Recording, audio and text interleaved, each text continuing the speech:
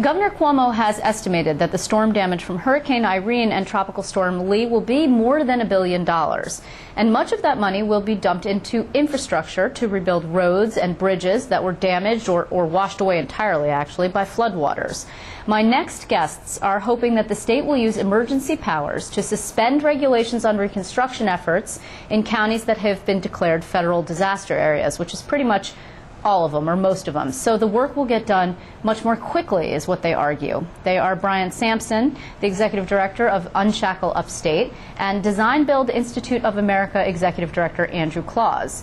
And what they want here is for the state to adopt a policy where one company is contracted out to take care of all aspects of rebuilding a project, as opposed to signing multiple deals. Right? Do I have that right, Brian?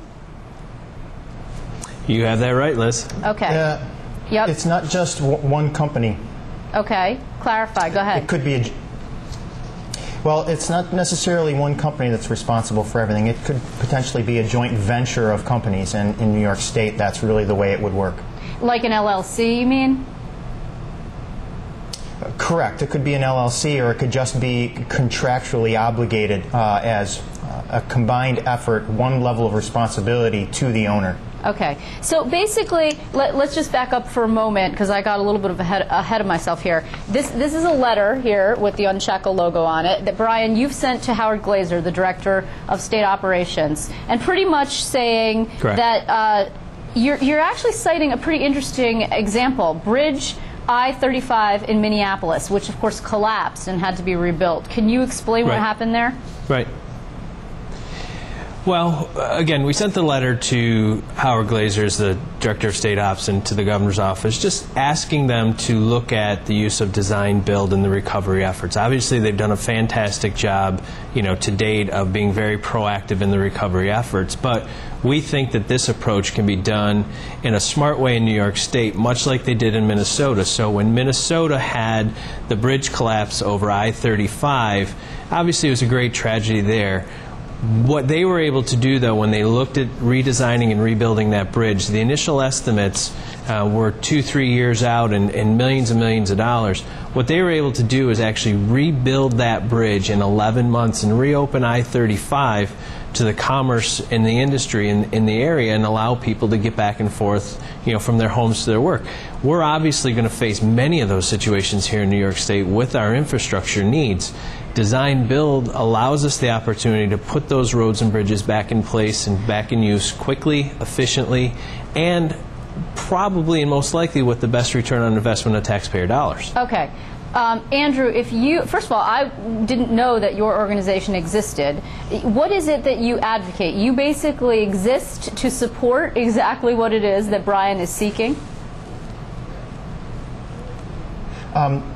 Yes, design build, what we advocate is the use of this construction method, an integrated approach.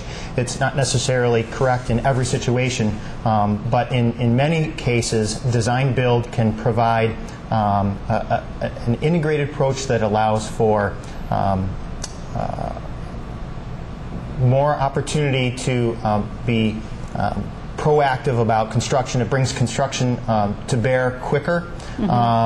In many cases, 12% faster than standard design bid build.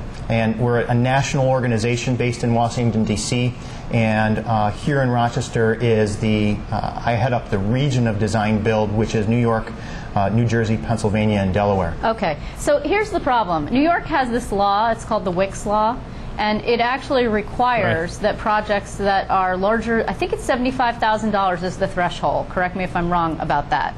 Is that right? 75? 500,000. 500,000. Sorry, I was very low there. Okay, so that it requires projects that are 500,000 or above to have multiple contracts, and this is something actually that labor unions really like, and Brian, your organization really doesn't like, correct? Because you say that it makes things more costly and also takes too long.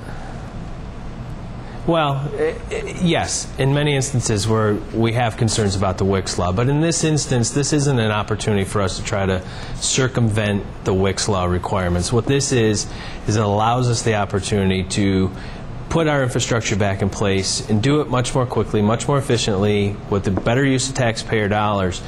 Does it suspend parts of the Wicks Law? Yes, it does. Right. But that's not our intent here. Our intent here is to help a devastated area of upstate New York get back on its feet and do it much more quickly. We'll have to deal with Wick's Law at some point in the future, but in this day and age, what we're really trying to do here is make sure that we can get things moving in the southern tier and in upstate New York and in northern New York, where we've just had a devastating set of circumstances. Okay, guys, while I understand that, and I think that a lot of people probably agree with your reasoning and your logic here, the problem is that, as you just mentioned, you would have to suspend Wicks. And that is something that you've advocated, and I think that others would say it would smooth the way for you to argue later, if it works, that it actually does keep things less costly and less timely, that you can then go back to the Cuomo administration and say, hey, told you so. Can we get this done permanently now?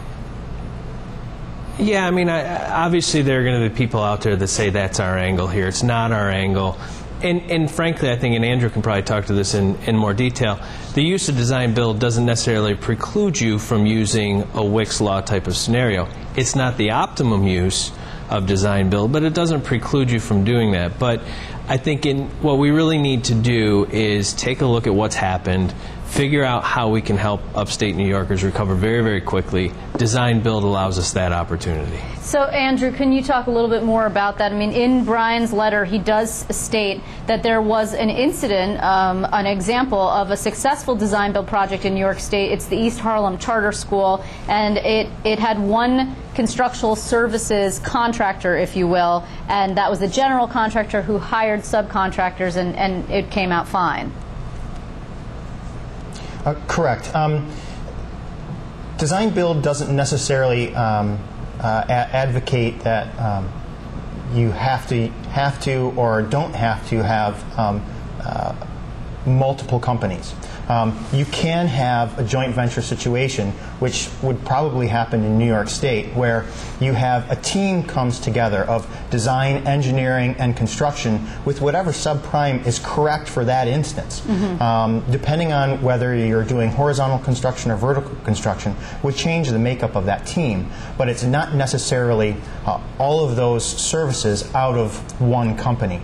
So in the case of rebuilding roads and bridges in the southern tier in upstate New York, the design firms that would be needed, the engineering that would be needed, could come together in a joint venture, as I began to say in the beginning, that would allow construction to get started as soon as decisions are being made. So when you know how much steel you need for the bridge, when you know what asphalt is going to be required, you can begin to order those materials at the start of the project when the decision is made, as opposed to waiting for design to completely finish, right, and then put it out to bid and then order those materials. It starts much sooner. It also gets jobs going much sooner as well. Yeah, Brian, I'm curious. It seems to me that there's a precedent set for this because Governor Cuomo used his executive powers to suspend permit regulations in the Adirondack Park, which many people find are onerous, much in the same way that you're suggesting that the existing regulations for construction are onerous. Is that what gave you the idea for this? No, I mean, we've been looking at alternative project delivery as a mechanism under mandate relief for local governments for quite a while. Right. Obviously, when the governor issued his order to reduce those regulations or suspend them temporarily, it certainly sped up our process a little bit. But again, when you look at, I-35 in Minnesota and what happened there, take a look at what happened at the Pentagon post 9/11.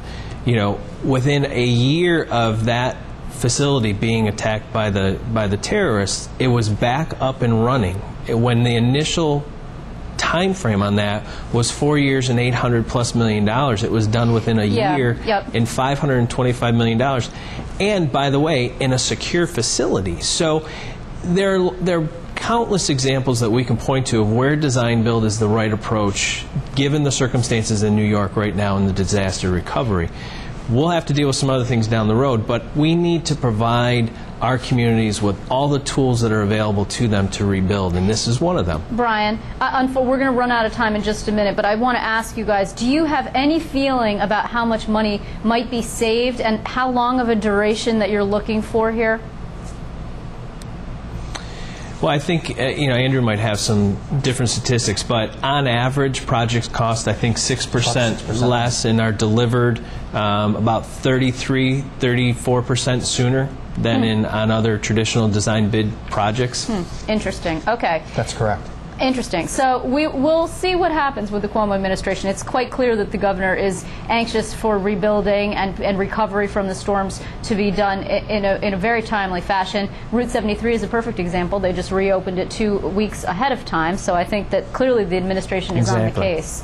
I want to thank you guys very much. Andrew Claus, thank you so much. Your Capital Tonight debut. And Brian Sampson, we've seen you on the show many times. I'm sure we'll see you again soon. Be well. Always a pleasure. Thanks, Liz.